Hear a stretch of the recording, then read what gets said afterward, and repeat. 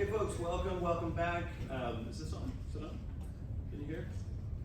Okay, I'll speak nice and loud anyway. So, welcome back, everybody. Welcome to your second to last class of Leading the Holy Cross Way. We've got a really special treat for you, and I know that you've been treated each of the last 5 weeks as well. We initially had scheduled for this particular day, we had former U.S. Representative Dan Lipinski as our scheduled speaker. Congressman Lipinski is based out of Illinois, spent many years in the House of Representatives.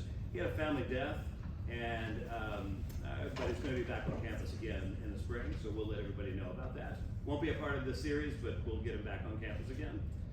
In many ways, it's a blessing in disguise, though, because as we have gone through together these last 6 sessions now, recall that there are 7 characteristics of Holy Cross leadership, leading the Holy Cross way, that I've been sharing with you, right? Number 1, there we go, yay.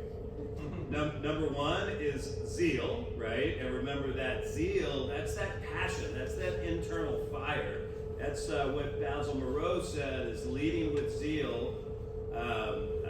We must work and lead with the zeal to make God known, loved, and served, right? Number 2 is piety. Right? Remember, and piety really means that you're committed to something you believe in, right? And so, for many of us, for us as Christians and Catholics, that means that we're committed to our faith, right? We're committed to our God. We're committed to the principles of the church. But it's also remaining pious and committed to whatever the cause is that you're representing. Number 3 is leading with humble example, like a humble servant example, right? So humility.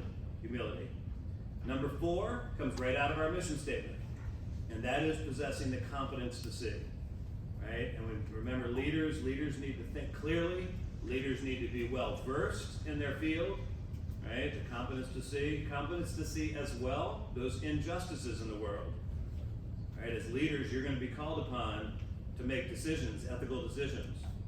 And then it's number 5 is having the courage to act, right? Having the courage to act.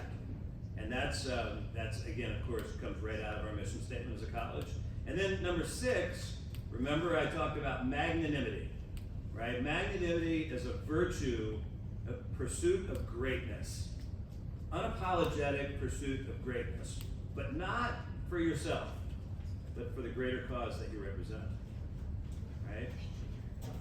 The research that was done by people like Jim Collins and Patrick Lencioni and others on successful businesses often looks to a magnanimous leader who was unselfish and humble, that combination, what Jim Collins calls the level 5 leader. But in that principle of magnanimity, I've also said that what Holy Cross leaders have characterized in the past, and what we believe Holy Cross leaders need to characterize in the future, is an entrepreneurial magnanimity. And so today is going to speak specifically to that 6th component of leading the Holy Cross way, and that is the entrepreneurial magnanimity, okay? So I'm really delighted. And then number 7, of course, is the principle of accompaniment, walking side by side with all people. So we've repeated those. This is week number 6. I look forward to your final week as well, when we'll have Dr. Jennifer Martin, who is the Executive Director of the De Nicola Center for Ethics and Culture at Notre Dame. Dr. Martin just came back from Rome. We were at the same event where St. John Henry Newman was named a Doctor of the Church. Well, it was, Dr. Martin was a part of a team of researchers that drove that cause for naming St. John Henry Newman as a Doctor of the Church. And so she was there being celebrated among the other 5 or 6 members of this international team that were able to get that through. Only the 38th Doctor of the Church in the 2,000-year history of our church. So she'll be our final speaker. But to introduce the 4 speakers, the panel that we have here for you today, I really want to thank our trustee, Iris Hammel, who's going to be leading the panel. Many of you might know Iris, have met Iris, but Iris is, I'm going to read from her bio, is an education innovator with over 15 years of experience across public, charter, and higher education. She's the co-founder of Connected Classrooms, and launched teachme3d.org, which is a comprehensive 3D modeling training platform for middle and high school students and robotics teams. She also co-founded the Regional Innovation and Startup Education, RISE, program here in South Bend, which is an organization dedicated to empowering individuals through entrepreneurial learning and hands-on innovation.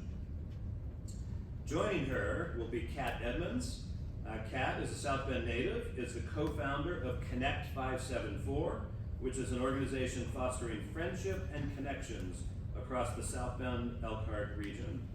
Driven by curiosity and community, she is passionate about creating spaces where people can live, work, and thrive together. And also joining them is Riley Ellingsen. It's the CEO and co-founder of heARsight, is that correct? Which creates augmented reality glasses providing real-time subtitles for the deaf and hard of hearing. Inspired during his time in Notre Dame's ESTEAM program, Riley discovered entrepreneurship as a powerful way to make a tangible, large-scale impact on people's lives. And then finally, is also a member of our Board of Trustees and Holy Cross alum, Matt Sheldon, who's the co-founder and managing partner of GameDay Your Way, a premier tailgate hospitality company serving major universities and venues nationwide, and is also the owner of Iris Management, South Bend's largest short-term rental company. A dynamic entrepreneur and leader, he has built high-performing teams, forged strategic partnerships, and created exceptional experiences that showcase South Bend's spirit and hospitality. So we're looking forward to welcoming the four of them, and I would ask you want to have them take their seats? Is that right, Iris? So we're going to turn it over to them, if you would. Help me to welcome Iris Hammel, Cat Edmonds, Riley Ellingsen, and Matt Sheldon.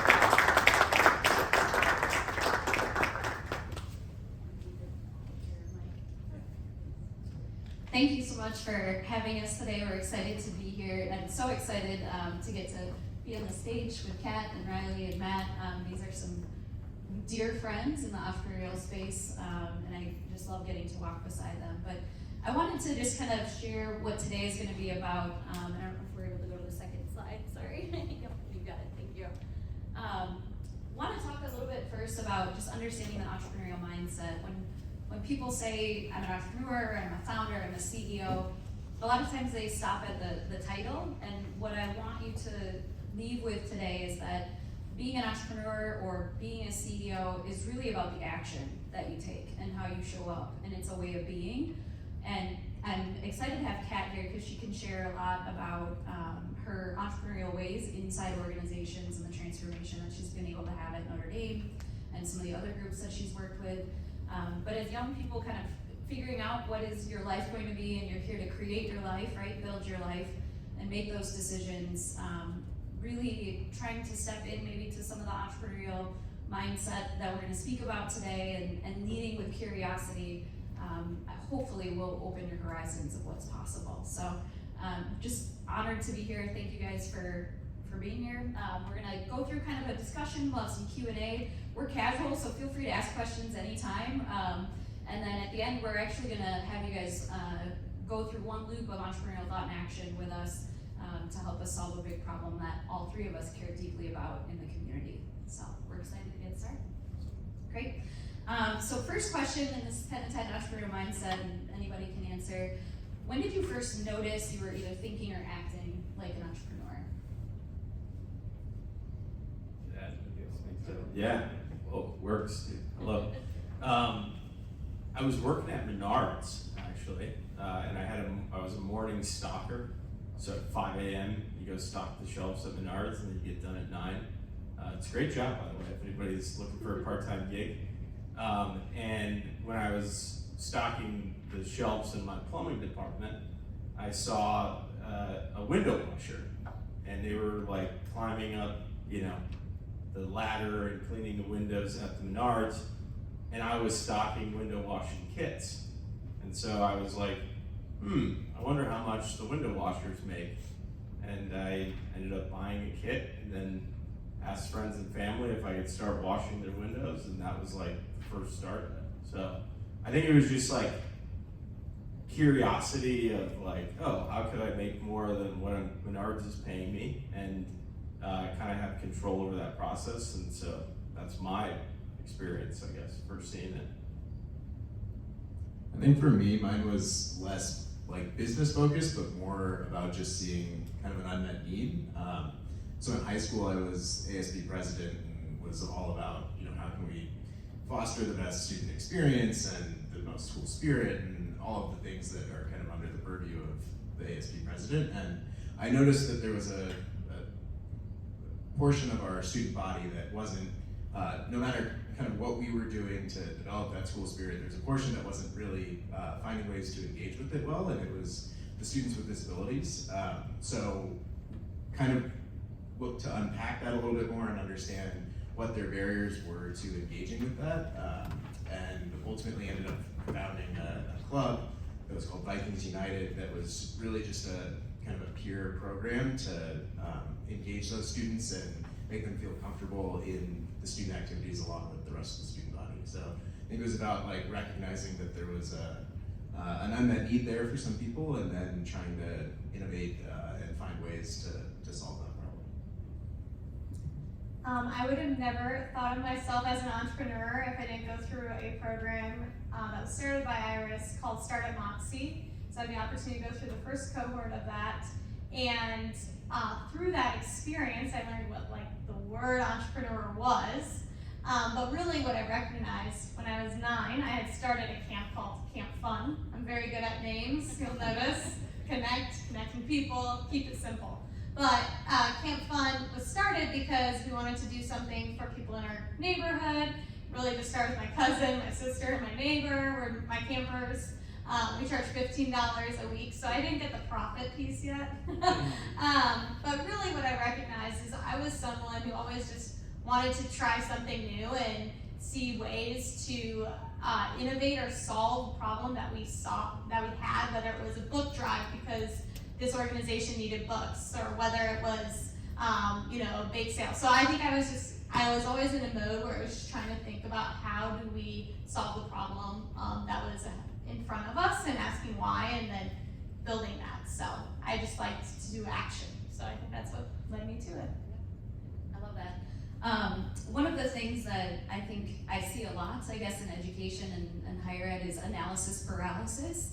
And I feel like our system kind of breeds over planning sometimes before taking action. And so I love to look at opportunities and think about them from a standpoint of how can I just take action and get started with no resource, no dollars, right? Usually people look for funding to get going on something, but if you guys could tell me about a time when you've taken action where the conditions weren't perfect, you had no idea what was gonna happen on the other end of that, just share maybe an experience or how that felt and what your outcome was from going for it. Matt, I'm grinning because it was the lowest point of my life so far. Was during COVID. Owning an events company that caters to fans that are going to stadiums without any fans in stadiums is a big problem. And so it kind of came out of innovation of you have nothing. So you can tell a long story, but basically ran out of cash, couldn't pay myself, and learned what unemployment was, and it was like, okay, now what? We own all these assets, like tents, chairs, coolers, all of that. We've got a warehouse lease that we have to keep paying, and you've got no money to pay yourself. And so the innovation or having no resources, we just kind of started brainstorming, what can you do? And we started doing Zoom happy hours, because that's what people were doing at the time, and we were talking to each other I wonder if we could deliver things to multiple people on the call that everybody opens a package, and then you could have a shared experience even if you were in separate locations. So we did a couple tests of it for John, my business partner's daughter's 12th birthday party. So we planned a 12th birthday party, and we were like, okay, how do we make this the coolest birthday party ever? Virtually. And we hired a friend who was a teacher, that like facilitated the party. We got cupcakes from like a local bakery and like decor, and we boxed them all up and put that in individual boxes and then drove them to these kids' houses. We built like a form to get their address, the allergies. It was like this whole thing for this 12th birthday party. And that was like the start of that iteration. And then we started hearing about like virtual events coming up. And we're like, okay, well, let's build a company that plans virtual events. And so we did. So we ended up hosting like live streams. I went on YouTube to figure out how to live stream after we sold a live stream to a company, and just started playing with it. And so it was just, you had nothing, so might as well be creative, and it got us through, and we kept the business obviously, but that's my story, I guess, with limited resources, basically next to nothing. We were on a free Zoom account pitching a Zoom event, and we ran out of time, and Zoom closed. So that's the perfect example, I think, right there, is like, we got, we couldn't even afford to buy the premium Zoom until these people paid us. So it was really working with nothing. I think with heARsight, we started heARsight in the Esteem program at Notre Dame, so as students, we didn't have a lot of time or resources when we first started. It was kind of a side hustle outside of class, and we still don't have everything figured out, but we didn't have really anything figured out at that point. It was just kind of an idea. So that involved just networking with as many people as we could, kind of tangentially related to the space, and then participating in any opportunities to get a little bit of funding to kind of keep the lights on and pay for things like Zoom and stuff like that to really just keep fleshing out the idea. So all the small pitch competitions that, even if you only win a few $100s in those early days, that goes a really long way. With Connect Fest 4, originally when we were starting it, I had this idea because when I came back, I'm from South Bend originally, moved away to Indianapolis, and then came back, and everyone kept saying to me, there's nothing to do here, how do I make friends? And I was like, wait, if we want this to be the best place to live, work, and play, that's a problem. And so that's where we did a market validation survey, but we still didn't know what people exactly wanted. We knew that people wanted to go to, the challenge of making friends or going to events is they wanted to go with friends. Well, we're trying to create a company where you make friends at that. So we had to figure out what was that concept. But we just, instead of continuing to refine and figure out, we just hosted a pilot event. It was before Christmas, and we really didn't even know what we would look like as a company, what this was gonna mean for our community. And so we hosted this event, we brought in a live music band that played, and we just asked people to come. So they didn't have to buy tickets, but really the focus there is sharing with them what is our idea, what do we want to be doing, and getting feedback, so that in turn, when we went to launch, we had a good idea of this is what people are seeking. And actually at that time, so Matt is my co-founder, at that time, Matt had just come as an attendee, and I said, my secret mission is that you will join me as a co-founder, and he was like, I don't know about that, but it worked. Yeah. So I think the big thing is like action. Just start doing. That's kind of how you're going to start learning what works and what doesn't work. Love that.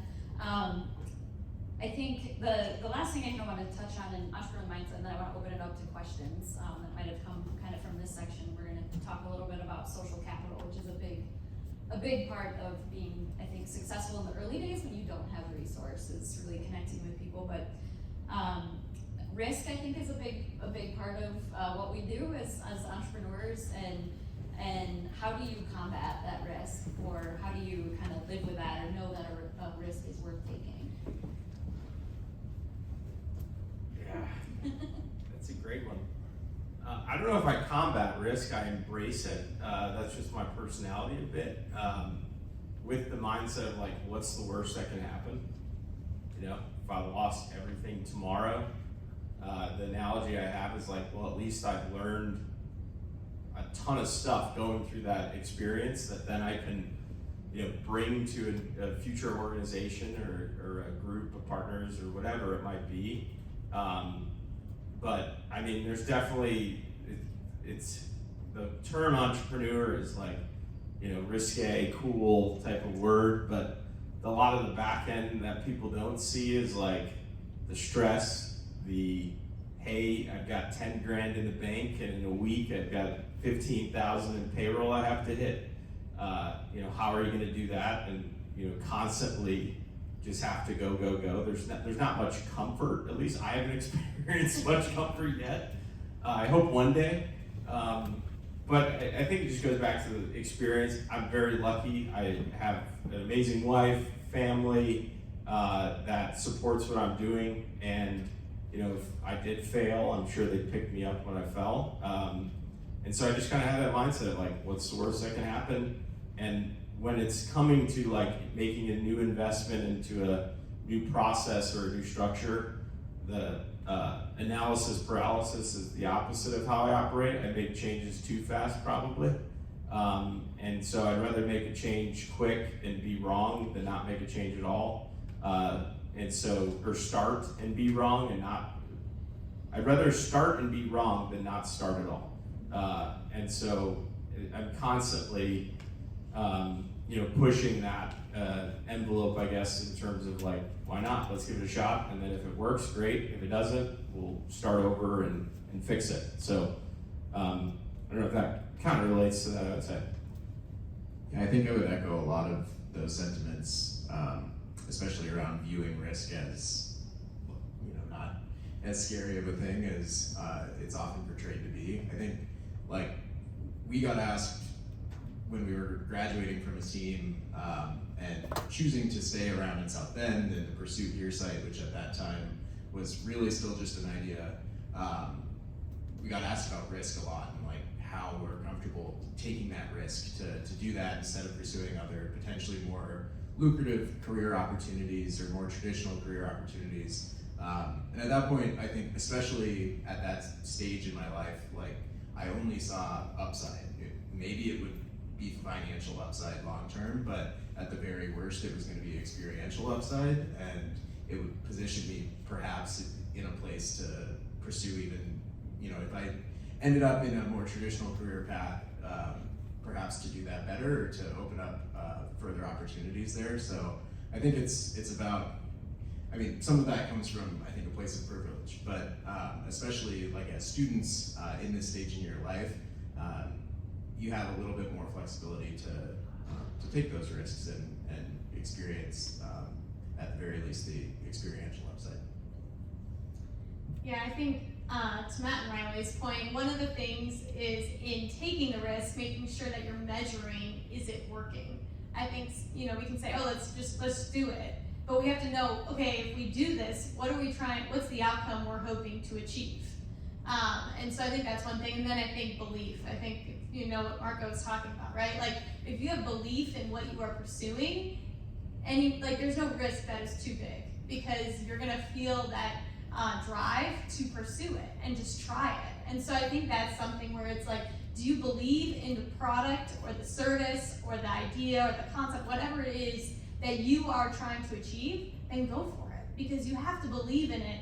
Otherwise, everything is going to look scarier because it will just feel so daunting. But you have to believe in what you're trying to achieve. I think just to add to that, even when you believe, there's going to be people that question what you're doing, like, oh, that's a stupid idea. Like, how many successful people that you can read about that many people down that road were like, yeah, this isn't going to work. And those same people then fast forward are like, oh yeah, I had that. I told them that it was a great idea. I knew it would work. But when it's first getting started, like the doubt, I think is just something to point out. Yeah, and it's not personal. Like this, I think that's what, to your point, it's like you try it because you're doing it for other people. It's not about you in the end. And so that's what I think the risk doesn't feel as bad because it's not like, oh, they're going to come back at me. I'm trying to do something for something else. So. I think to everybody's kind of responses, the most important part there is belief in self as well, and permission to believe, and knowing yourself, I think another, if I could wave a magic wand in education, there would be a class starting in kindergarten called Get to Know Yourself, Get to Love Yourself, Get to Believe in Yourself. Entrepreneurs that I work with, they have an innate ability to know their strengths, work from a place of strength, know their weaknesses, and shore those weaknesses up with people or other resources. They do not try to be perfectionists in all areas. They really are resourceful in knowing who they are and what they need to get done. And then really, I think of it as almost like, do you remember those big fat coloring crayons we had when we were little? It's like, at that point in the early stages, you're coloring with big fat coloring crayons. It doesn't have to be perfect, it doesn't have to be in the lines. You just need to assemble some type of picture that is recognizable, right? That you can put your foot forward with. So in the beginning stages of starting something, I think starting from that place of who am I, what are my strengths, what makes me tick, what's the fire in my belly, who am I here to serve? Everybody has an opportunity to be an entrepreneur, to serve somebody. Holy Cross is serving you. You are our most valued golden basket of eggs and customer that matters the most. And so I think when you always think of it through that lens of serving others, I guess it makes it easier to believe. So, any questions that come to mind? I have a few. Yeah, go for it. So there's two things in my mind. So I heard a few of you say that you did some market studies and piloted programs, right?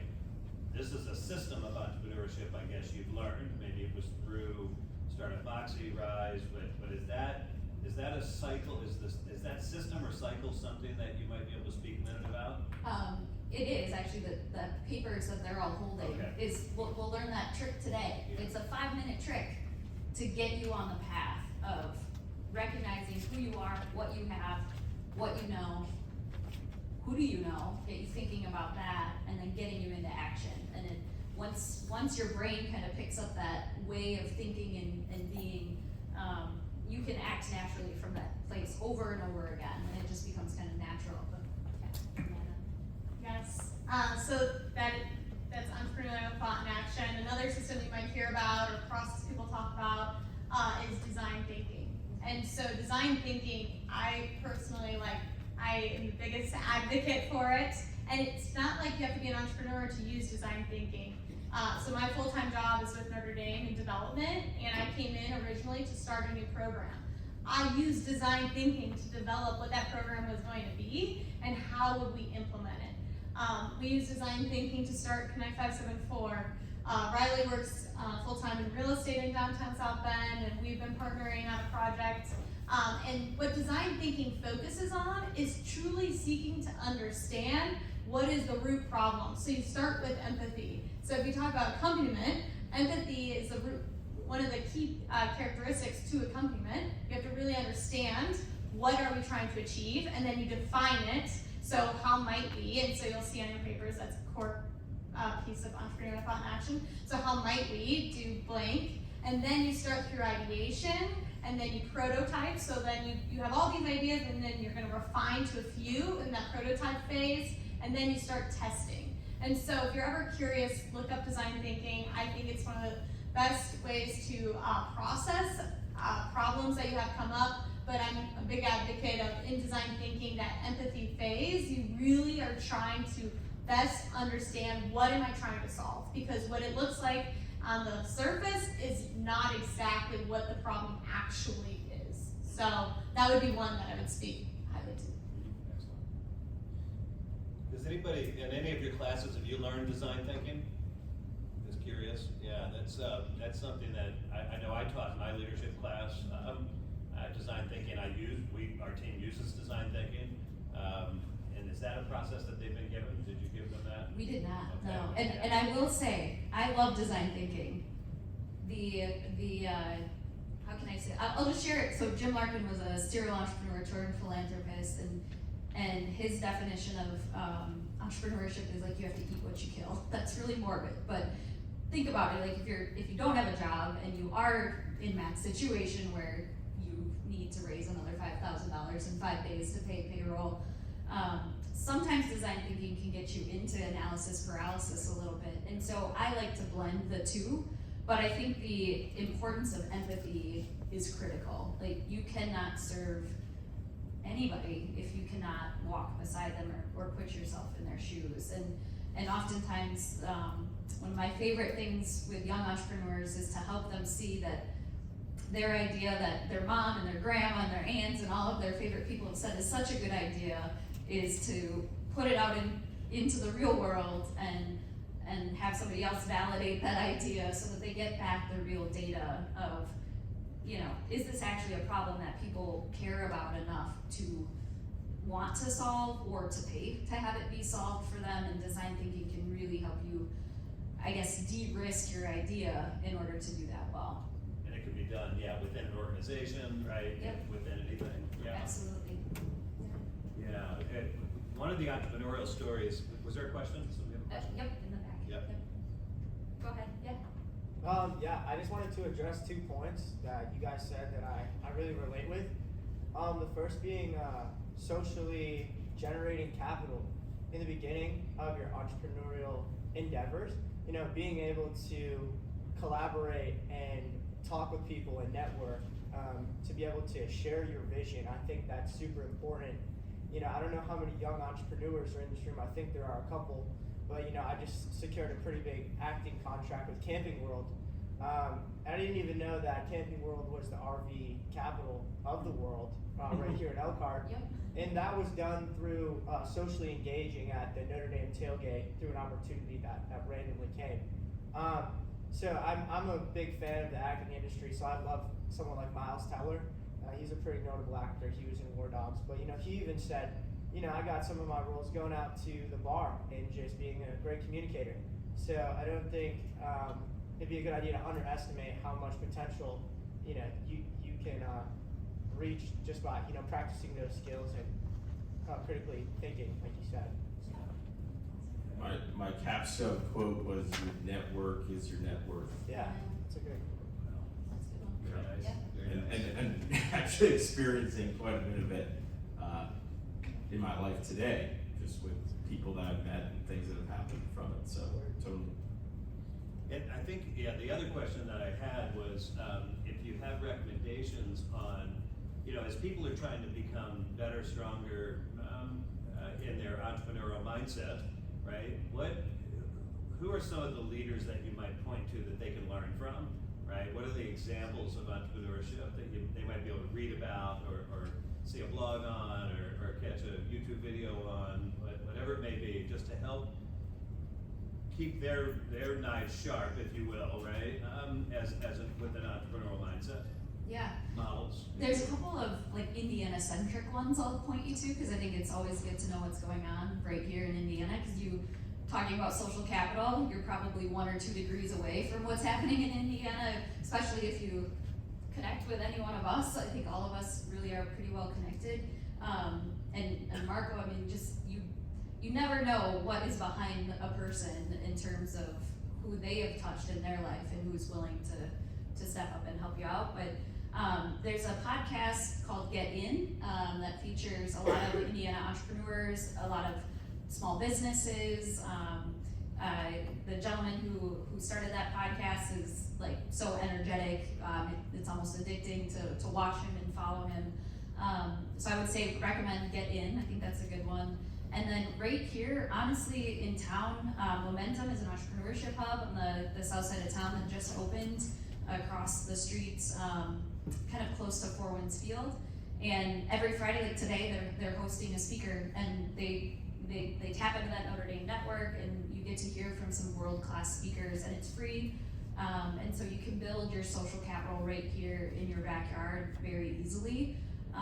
And I think that's important, is start where you're at. Don't think you have to wait until you get somewhere else. You can start right here, and there's great entrepreneurs running around, you know, at those places. So just find yourself at the tailgates or wherever they might be. Momentum does host tailgates every year, so I think that's important. Yeah, and I think you're right. We've got right here in this town such amazing examples of the entrepreneurial ecosystem of South Bend Elkhart region.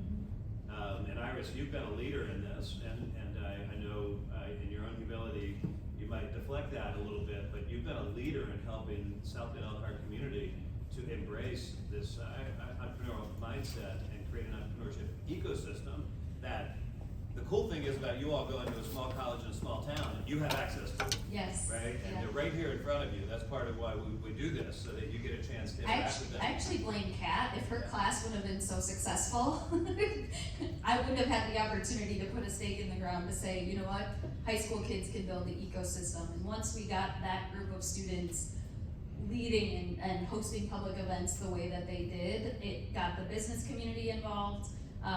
And by the way, you guys all have a secret weapon right now called your students, and you can use that as, you can't use it for very long. You're not, you're graduating soon, but if you've got an idea or a thought, I promise you, if you go up to somebody and say, hey, I've got an idea, I'm in this program, I'm a student, I'm trying to see if this might work, can I ask you a few questions?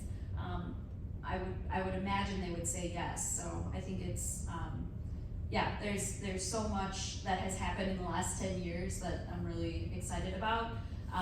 And I really was just walking alongside and enabling and trying to empower all of you, honestly. Like that is my role, is to be a catalyst for people to see what's possible and connect them to the resources they need when they need it.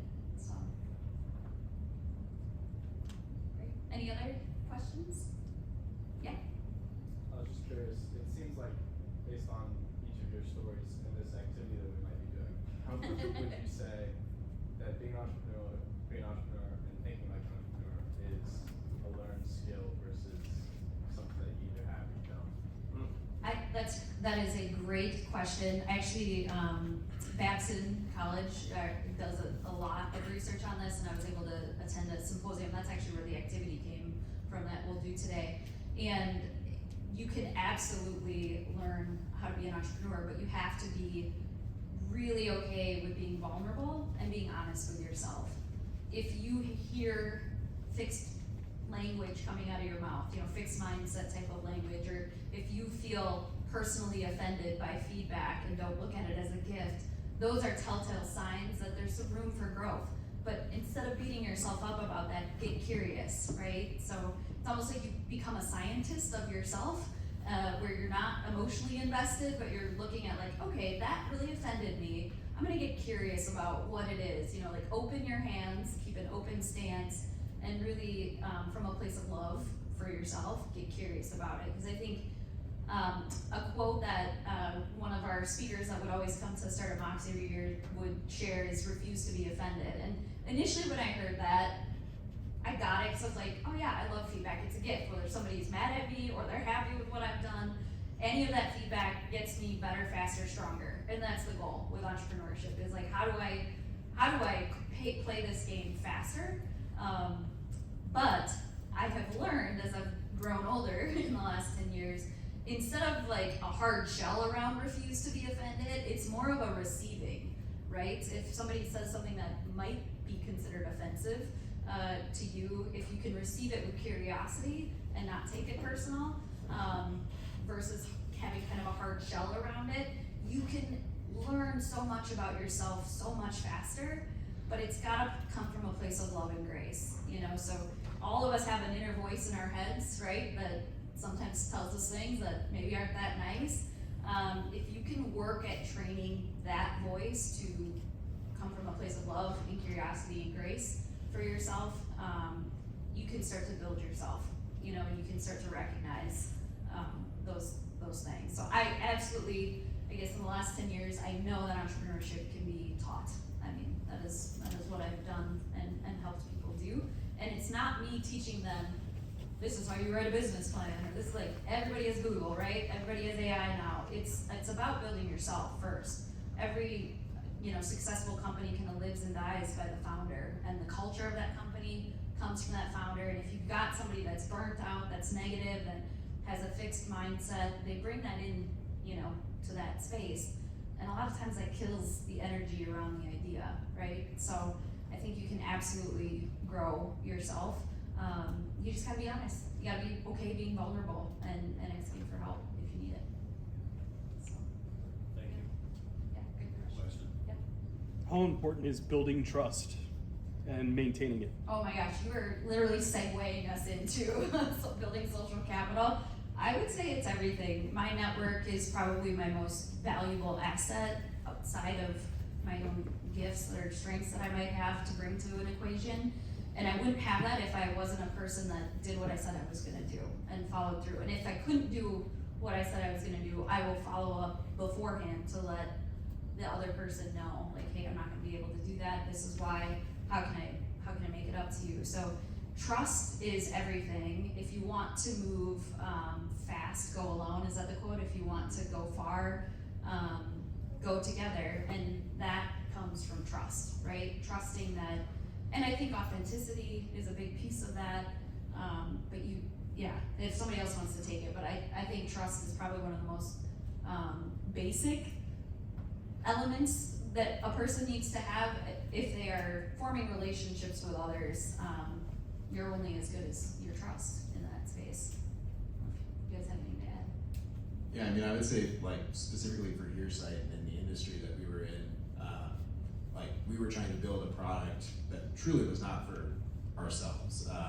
It's augmented reality glasses that do subtitling in real time, designed for folks who are deaf and hard of hearing. And my co-founder and I, neither of us were deaf or hard of hearing. The idea came from my co-founder's experience with his now ex-girlfriend who was deaf or is deaf, and so he was, he had witnessed some struggles that she had in her life and had come up with an idea to help solve some of those. But as we looked to kind of, I think Marco made or maybe it was Matt, made a point about, like, do other people want it? Are they willing to pay for it? That kind of thing. And so for us, that was kind of the first question was, is this just Meg's problem, or is this a problem that a lot of people have? And then how big of a problem is it? And then how badly do they want to solve it? But as we went through that journey, not being from the deaf or hard of hearing communities was very challenging. And we had to build a lot of trust with the people that we were looking to learn from in order to actually, get past just the idea stage and get answers to help inform the product that we were building. So I think that trust was super imperative. Yeah, a core value of mine and one of my companies is proactive communication. Most things can be solved by just managing expectations with people. Even just today, I was running 2 minutes late, maybe a minute and a half late according to my GPS. And I sent a text to Iris. I said, hey, just a heads up, I'm like super close to 1:45. I think little things like that go a long way in terms of building your relationships with people and doing what you say you're gonna do. If you're gonna say that you're gonna be there at 1:45, well, if I'm not gonna be here at 1:45, I better say something. Versus it's 1:50 and Matt's not here. Man, Matt's kind of a sketchy guy. He tells us he's gonna be here, but he isn't. And it raises that question versus getting ahead of it and kind of just saying, hey, I'm gonna be 2 minutes late. I feel like the simple things like that build the trust with anybody that you're working with or talking with or meeting with. That personally goes a long way. Especially I see that like when I'm meeting with somebody and they get ahead of it and they come speak to me, it's like, okay, I think we're gonna get along because our values align. So I think we'll talk more about the social capital and kind of what that means to have a network, but I think a lot of that starts with trust for sure. Yeah, I think kind of going into social capital, how do you build relationships that don't feel transactional? I work with a lot of young people, and right now I'm mentoring some students at Notre Dame, and they're always hungry for networking opportunities, and I see them kind of fumbling, like, how do I make this connection, but I don't have anything to offer, or how do I make it not feel transactional, like I'm trying to get something from them? And one of, I would say, the best speakers we had come in and speak to our students over the years is Tony Huddy, who had started Executive Forums, and he always talked about social capital or serving others from how can I help? And so I want to kind of turn it over to you guys to just talk about like how have you plugged into networks? How do you work through those early stages, and maybe you're just getting started and it feels transactional and you don't want to make it feel that way. But I think that's super important, like mastering that skill of connecting with people authentically, and whatever that means to you can take you a really long ways. So I'll turn it over. Sure, I can talk about this. So one of the things, I'd say there's two things: care deeply and be authentically curious. And those really go hand in hand, because if you care deeply, it's from a spot of that you really care. Like you actually want to know. And you know, in the role I play at Notre Dame, it's so fun. I meet people from all different industries, and you learn about all these different industries and what they're trying to achieve and what their goals are. Like, I get to learn about everything happening in different industries. That's so fun to me, because I really am interested in what makes them tick, what are they passionate about. But I would say, so starting from a place of like really seeking to understand, and you can use design thinking when you're building relationships, right? You can really understand what they care most about. But then think of yourself as being a connector. So maybe you can't help them solve the problem, but maybe you know someone else who they want to talk with that might help them further solve what they're trying to achieve. So really think of yourself as, how can I help you maybe connect with someone, or maybe there's a resource I could share with you, or maybe, you know, so it doesn't necessarily mean you have to have the answers, but I think seeking to think of yourself as the connector that can help them get them further down the road of what they're trying to achieve. Yeah, I think I was gonna say that Iris taught me this. It's when you're networking, it's not what you can do for me, it's what I can do for you. You know, and that like goes along with everything Kat was saying in terms of like being curious about what they're doing. And actually, my company, Irish Management, which is actually most of my day-to-day right now, came off of a conversation of talking. I got connected with the CEO of Rent Like a Champion, who founded it, and I had a call with him, and we had kind of had a couple of conversations before, but I said, hey, kind of as an offshoot from what I'm doing with GameDay, I'm really interested in like South Bend real estate, and I saw your background, you know, with obviously Rent Like a Champion, and then he owned another like investment company, or still does.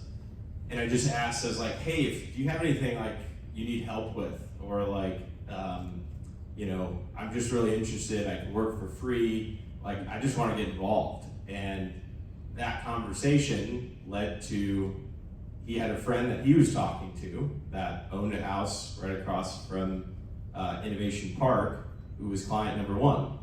And he said, hey, he has a long-term rental. He's looking for somebody to help him out in the short term, or turn it into a short-term rental.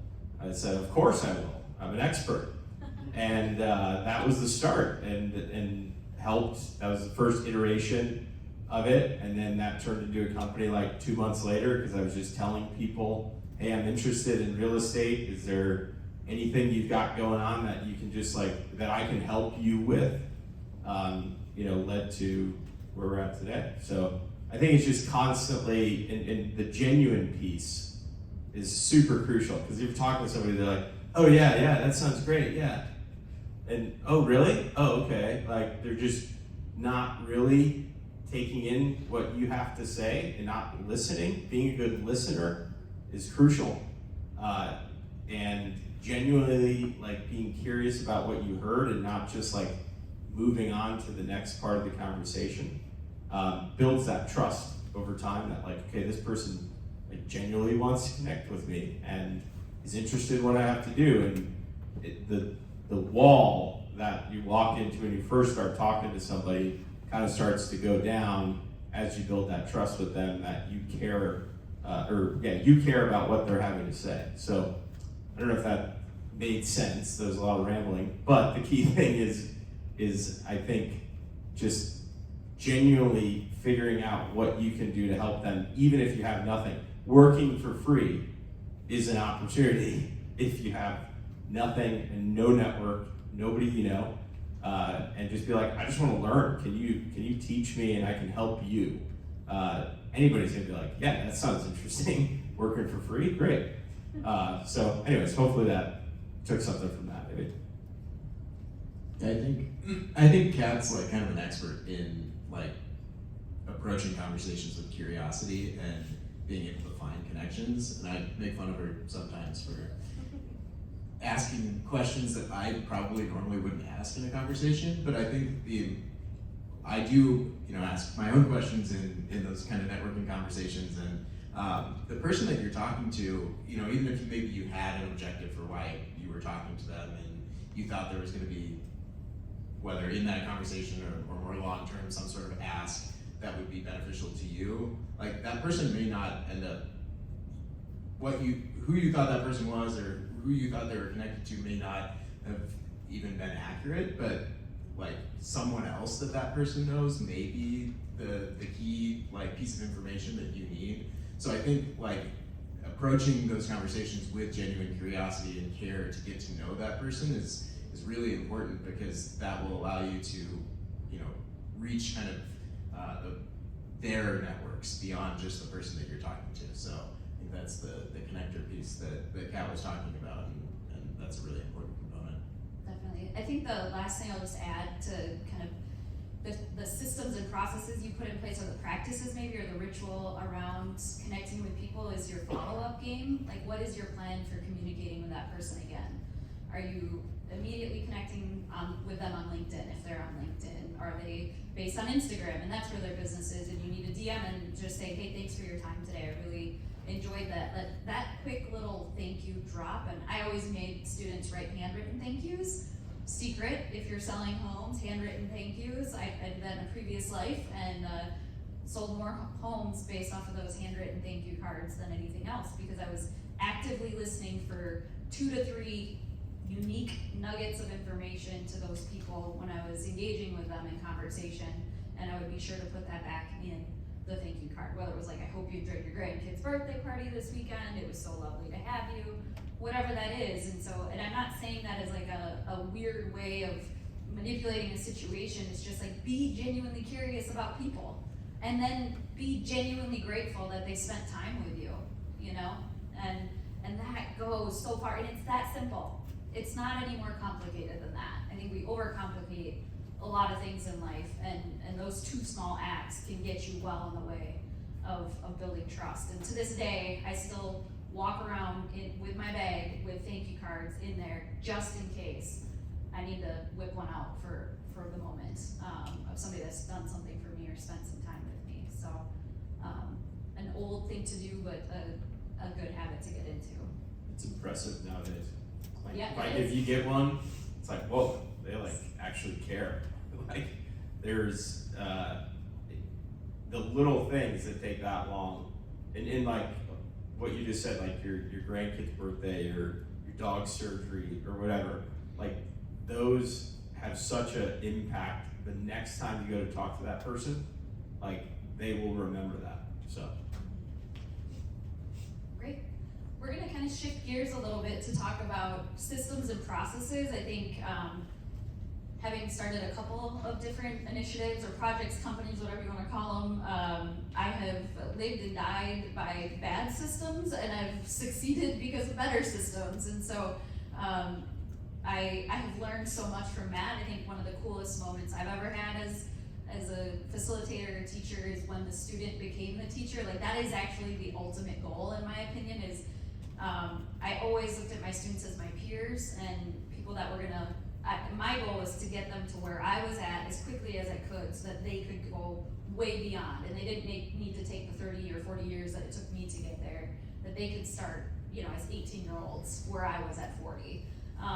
And so Matt has taught me a ton about systems and processes, but I think what I've been honing in on lately, as I'm newly retired from a nonprofit, I started thinking about what am I gonna dive into next. Still running the company my husband and I started 13, 12 years ago.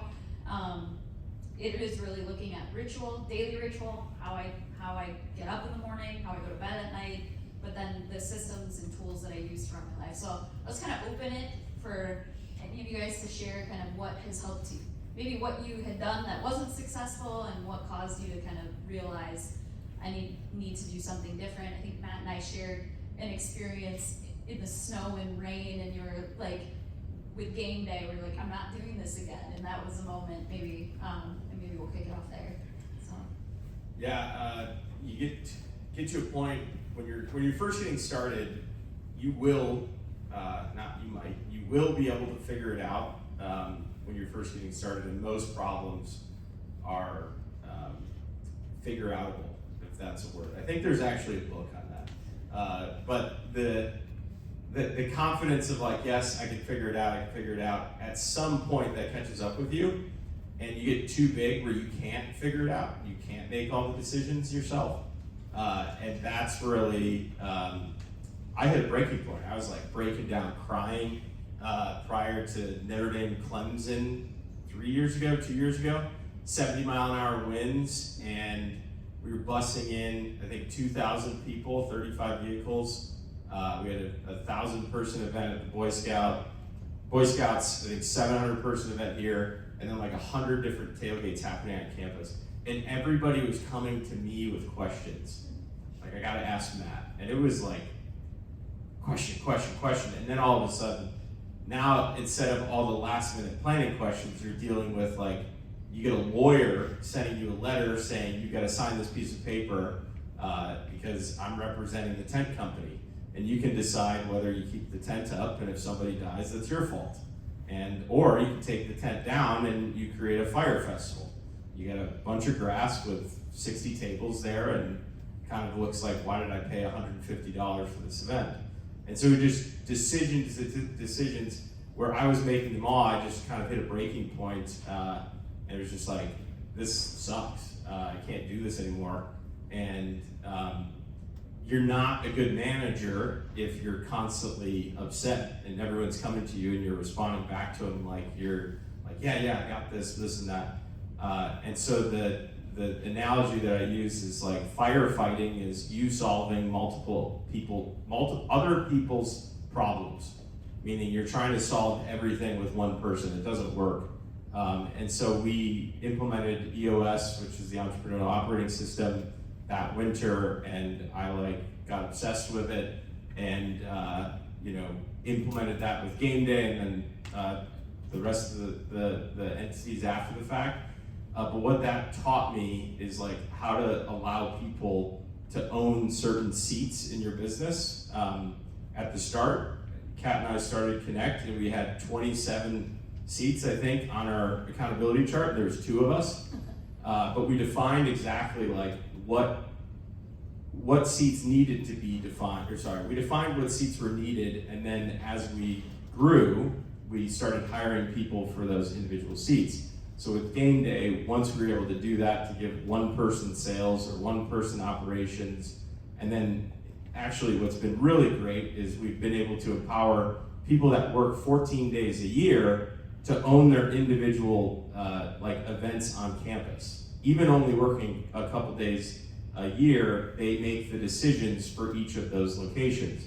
And so now I get to host my own tailgates, and not 100 of them, and running around all of them to make sure it's all okay, because we have different people and systems that we've built in each of those locations. So it's just, you can get started and get going, and you'll be able to figure it out to a certain point, but once you get to that certain point, you have to have the structure and the discipline with the team to allow them to make decisions. So I think that's what has stayed with me ever since first implementing it, and now, I'm just obsessed with it because of the power of it. It like flipped a switch in my brain, like, okay, here's how we grow, because anything's possible with people. When you're first starting out and you hire the first person, it's like, nobody can do this better than me, so I have to do it. Well, that's the opposite. There's plenty of people that can do this better than you, and it's finding them to give them clear direction and let them succeed. So that's the key thing that I've kind of learned going through that process, I would say. The last question I want to ask kind of in this space is, I think being an entrepreneur is exciting because you get to be the boss of your life and how you spend your time.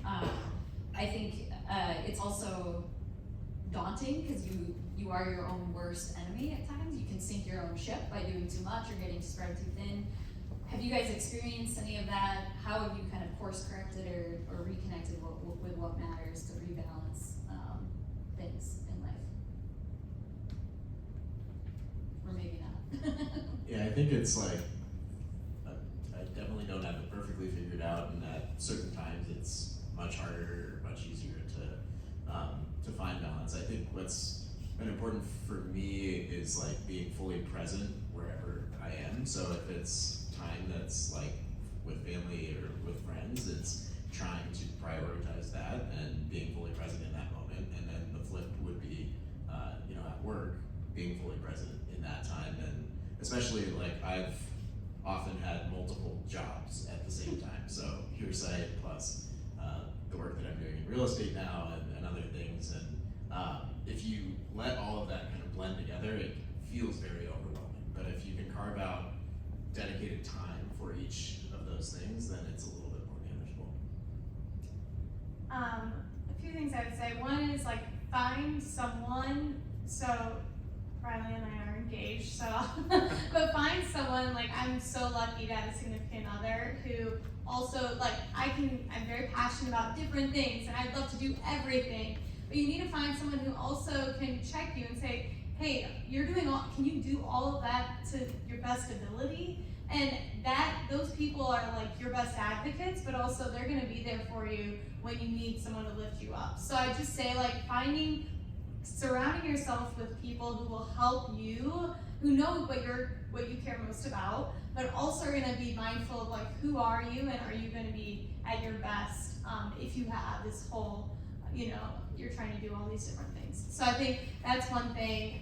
And then I think also just being like, really digging into like, what is my why? What is my passion? What do I care deeply about? And that's something that you hold at the center, and that's how you say, that's kind of your what you check against when you have opportunities come up, and so being very clear of like, this is what I cared most deeply about. Is this opportunity part of that? Should I say yes to that now? Does it have to happen now? Or could that opportunity be there in 4 years? And maybe that's the right time. So I think knowing your why and what you care most about, and then surround yourself with people who are going to support you, but also are there to help you push back to say no to things when they come up. I think just to add to it, another great quote is, if everything's important, nothing is important. And so constantly, I imagine, in school, you've got clubs, you've got classes, you've got work, you've got, friends, you have activities. Which you put first has a big impact on the rest of what you're doing, right? So it's, I really relate to Riley's comment about like being present of where you're at and what you're doing. I have just like 75 tasks on my to-do list, and that's way too many. I need to delegate more, but we're hiring. But anyways, the point of it is like, I can let the to-do list sit there. The to-do list will always be there, right? And so, especially when you don't have a boss, where it's like, I want to go play golf. Well, I know if I keep playing golf, things are gonna, not be going well. But I think the discipline of like showing up, and even if you don't have somebody, and you guys are all of your own bosses right now, ultimately, right? You get to decide whether you go to class. You get to decide whether you participate in the clubs or whatever you're working on, and that decision to go and the decision to show up, I think, is really the what leads to the success, right? Success is discipline. So each day, if you make the choice to ensure that you're putting what's most important first, and sometimes it gets out of whack, right? One week you might be working 7 days a week, and your personal life struggles, or maybe another week you have a family trip and now your business life struggles, right? So it's just finding that balance, but staying true to what Cat's like what Cat said, your why are you doing this, what's most important to you at this point in time, and not being afraid to say no to things and push it down the line, because if everything's important, nothing's important. So I think just to finish up, one of our speakers over the years had a great advice for students, and he said if something is going on your resume, like if you're engaged in some activity where you're doing that because it's going to go on your resume, if you are not a raving fan about that experience, why are you doing it? Because someday you're going to be in an interview and they're going to ask you about what you did, and if you don't have that natural spark and energy and kind of like life about that experience pouring out of you, that will be a tell. So I think when you're young, finding a North Star that, and it can change, it's not locked in, but that can help you, guide you to say, what are you gonna say yes to, what are you gonna say no to? Like, will this help me get to where I wanna go in the next 3 years, 5 years? Having some idea of that North Star can be so impactful. So if you haven't had a chance to do work on what your personal mission is, your personal vision is, kind of designing the life, there's actually a great book Cat shared with me called Design Your Life. There's a class at Notre Dame called Design Your Life. There's a workbook that goes with it. It's based on design thinking. It's based on design thinking, yes. There's a lot of tools out there to get to know yourself and figure out, like, how do I want to build this life that I want to live? And in today's world, I think it's really exciting. Like, the traditional jobs, I mean, since COVID, so much has gotten disrupted. Work looks different, being an entrepreneur looks different. You really can design and build your life. These guys, each of them have 2 or 3, 4 or 5 different things going on, and I'm lucky to feel I have the same. And I think for us, the hardest thing is probably to say no at times, but it's so important to be the leader in your life. Like, drive your own bus. Don't let somebody else drive it for you. I think that's really, really important. So, any other questions? And then we're gonna put you guys to work here, get you moving. Yeah. I have a question about your company. The AR glasses, are the subtitles integrated into the frame, or is it displayed like a typical glass software? Yeah, so we're actually just a software company, but then we partnered with third-party hardware. So that was a big kind of turning point in our trajectory that actually allowed us to go move a lot faster. But yeah, so we make a software product that communicates with AR glasses via Bluetooth, and the particular hardware partner that we have has a certain display technology in the glasses, but they appear kind of out in your field of view. Alright. Yeah, go ahead. My question had to do with like the social capital part of what you guys Yeah. talked about, but, and this is kind of to anyone, but did you guys know, like, in the world where hybrid work is kind of becoming more looked to, especially with like younger generations, like, have you guys seen or like been affected with like relationships and like networking, like in this fact of like you're not having those face-to-face interactions all the time? I can start. So when I first started my career out of college, I graduated in 2020. So it was obviously in the midst of COVID, and I was living in Indianapolis. I had no real connections to Indianapolis. I was starting at an outsourced IT and cybersecurity company. I was the only person in sales and marketing, so the goal was like, go build out what we want to do for sales and marketing.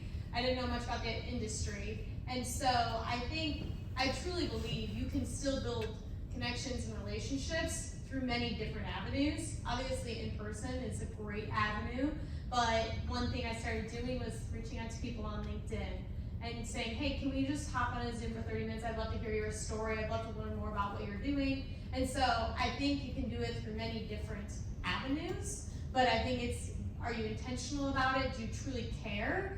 And then just starting to create those processes. So I would say, like, there's many different ways you can do it, but it's like, from within, do you really care about this? Are you intentional? And I'd say that's what matters more. All right, we're gonna put you to work. We originally were gonna do a little transition icebreaker, but I think we're gonna run out of time, so we're gonna have to speed go through this tool. It's called Entrepreneurial Thought in Action. I think each of you has a copy. There's some resources over here, flip chart paper and markers. If you guys could get into groups of like 3 to 5 people, the how might we questions, so I jot this down so you've got it. So at the very top of Entrepreneurial Thought in Action,